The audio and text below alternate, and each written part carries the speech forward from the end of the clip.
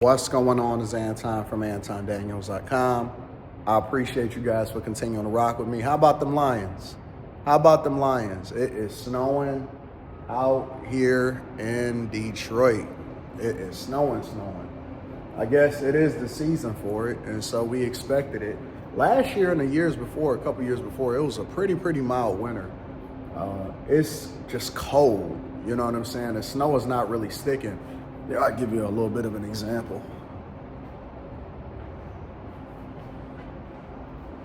That's the rooftop right there. The snow is not really sticking. It hasn't really stuck to where we've had a big snow, but it's just cold outside. So whenever it's cold outside, you got more of an incentive to stay in. But the Lions play at Ford Field, which is not outside, unlike Green Bay, but we beat up on Green Bay. But neither here nor there. That's not the thing that I want to talk about with you guys today. The thing that I want to talk about is the subject that has long bothered a lot of us that tend to be conservative. And it's a subject that Stephen A. broached yesterday that I also did a video for. And that's the real marginalized group in the United States of America is not the alphabet community. They very much get a lot of support. And unjustly, if I might add. It's not trans people, because ultimately, you know, the fact that you can't go inside of somebody else's bathroom, nobody is stopping you from being able to do what you want to do.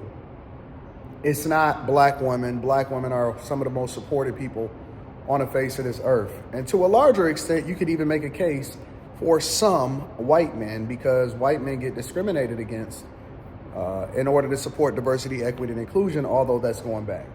I believe that the group that is absolutely, positively treated like trash more than any other group, especially from people that look like them, is black conservatives.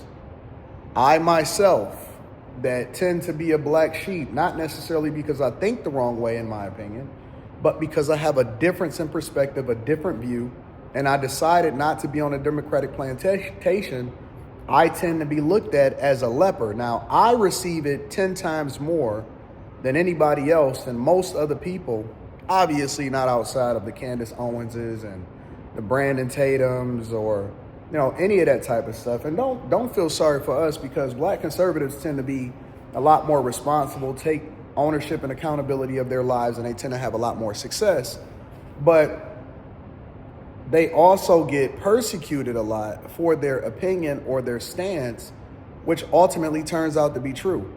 And some of your greatest leaders, civil rights leaders, might I add, were conservative. They were not liberal. They did not believe in the things that the Democratic Party believe in today.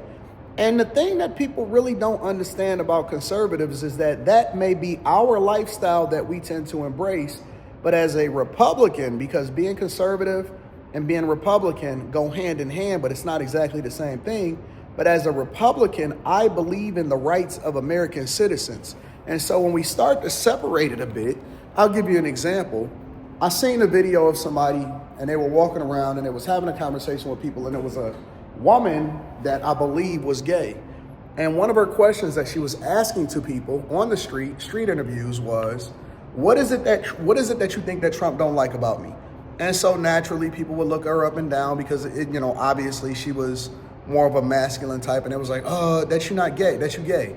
And so she was like, okay, well, cite me an example where he's discriminated against me because of what you think that I am. And they couldn't cite it. And so it's all something that's promoted. Even Trump himself, they've promoted the idea, the rhetoric, the wrong thing that, oh man, Trump hates these people, Trump hate black people, Trump hate gay.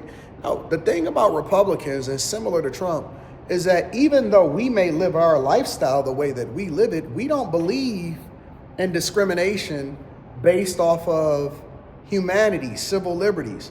I believe you should be able to do whatever it is that you want to do. Now, the moral aspect of it is saying that, okay, well, I don't think that you're doing the right thing.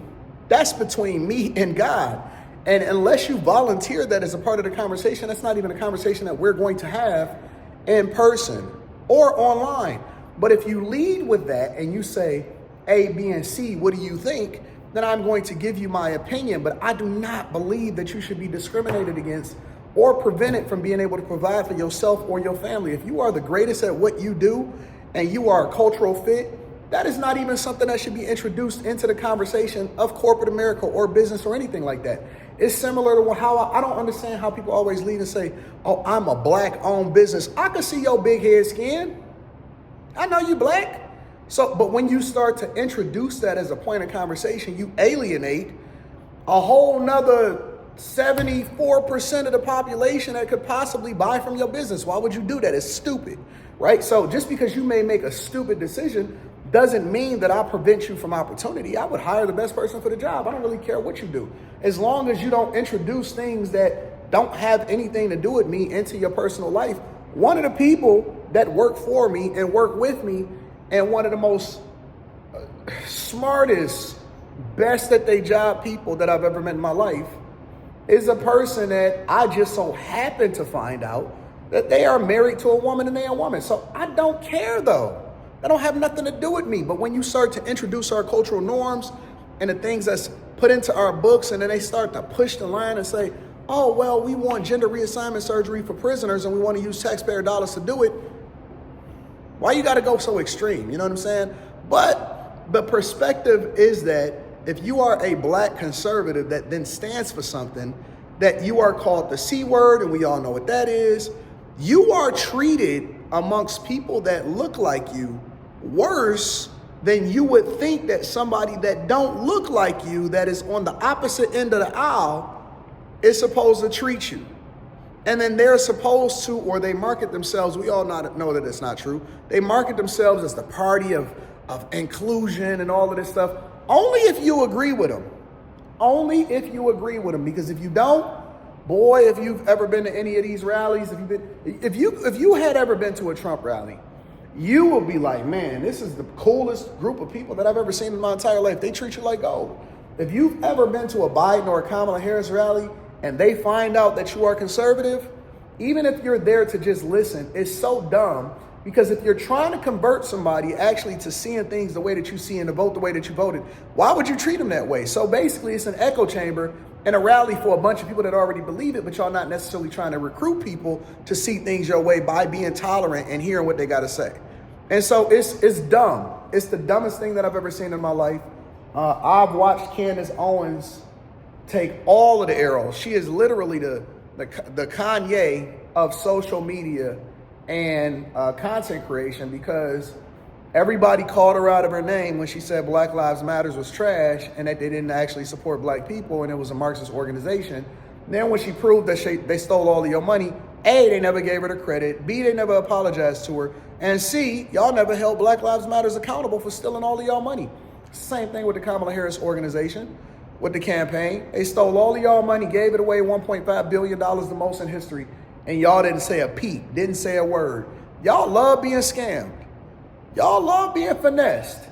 And then we come back and say, see, I told you so, and then everybody mysteriously got on MAGA hats now, even though it wasn't popular to wear MAGA hats. Get out of here with that nonsense. Listen, I'm telling you, we catch more dubs, not L's, but get treated as though we catch L's the most that I've seen from any political group inside of the United States of America. It's so divisive. It is so divisive. It's okay, and you always want to see representation as long as it's not a part of the Republican Party.